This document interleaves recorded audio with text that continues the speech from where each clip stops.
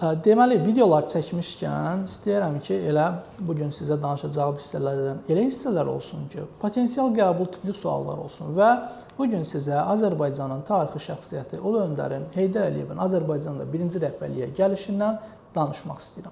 Belə ki, Heydər Əliyevin birinci rəhbərliyi dövrü 1969-1982-ci illəri əhatə edir.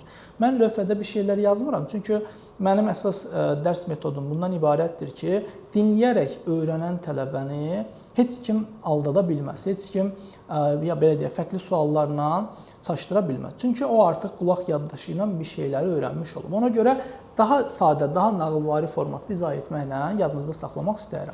Qeyd edim ki, Heydər Əliyevin birinci rəhbərliyi dövrü 1969-1982-ci illəri əhatə edir. Heydər Əliyevin birinci rəhbərliyi dövründə olan hadisələri gəlin qruplaşdıraq. Başlayaq elə 1969 gələn kimi olan hadisəyə. Belə ki, ermənilər hər zamanki kimi bir fitnəkarlıq mübarizəsində idilər ki, Azərbaycandan 2000 hektar ərazi qoparmağa çalışırdılar. Heydər Əliyev gəlir, bu hadisəni Azərbaycanın xeyrinə həll edir. Bundan sonra 1971-ci ildə Kürdən Bakıya su kəməri çəkilir Heydər Əliyevin təşəbbüsü ilə. Bu zaman tələbələrə mən hər zaman bunu xatırladıram ki, Şollar su kəməri var, o 1917-dir. Kürdən Bakıya isə 71-dir. 17-71 rəqəmlərin yerini dəyişərək yadda saxlaya bilərsiniz. Həmçinin qeyd edirik ki, elə həmin ildə Cəmşid Naxçıvanski adına hərbiləşdirilmiş məktəb fəaliyyətə başlamışdı. Bundan əlavə olaraq, bax, xüsusi yadda saxlayırsınız. Ermənilər yenə bir fitnəkarlıq eləyərək Kəlbəcərlə bağlı iddia qaldırırlar ki, Kəlbəcər əlverişsiz ərazidə yerləşir, bura otlaq sahəsinə çevrilsin. Bu zaman Heydər Əliyev bunun qarşısını almaq üçün Murov yolunu çəkdirir və ermənilərin bu niyyətinin həyata keçməsinə imkan vermir. Məhz bu hadisə Azərbaycan tarixində çox önəmli yerlərdən birini tutur.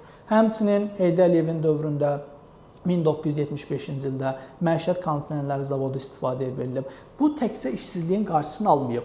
Ermənilər, deməli, ruslarla birlikdə çalışırdılar ki, Bakıda daha çox fərqli, belə deyək də, xalqların nümayəndələrini sayı artsın, Azərbaycanlıların sayı azalsın. Həmçinin də ermənilər də burada çoxalmağa çalışırdılar. Bu zaman belə bir zavodun açılması rayonlarda yaşayan işsiz Azərbaycanlıların Bakıya gəlməsinə gətirib çıxarır ki, nəticədə Bakının beynəlmiləl şəhərə çevrilməsini, yəni Azərbaycandan qoparmaq baş tutmur. Bu da ən əsas görülən tədbirlərdən biridir. Həmçinin 1978-ci ildə Bakı Lenin ordeninə layiq görülüb, İkinci Dünya müharibəsində xidmətlərinə görə məhz bunun təşəbbüskarı Heydər Əliyev olmuşdu.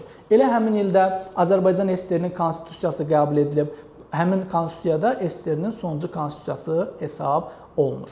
Və xüsusi qeyd edirik ki, 1979-cu ildə Ağdam-Xankəndi dəmir yolu istifadəyə verilmişdi.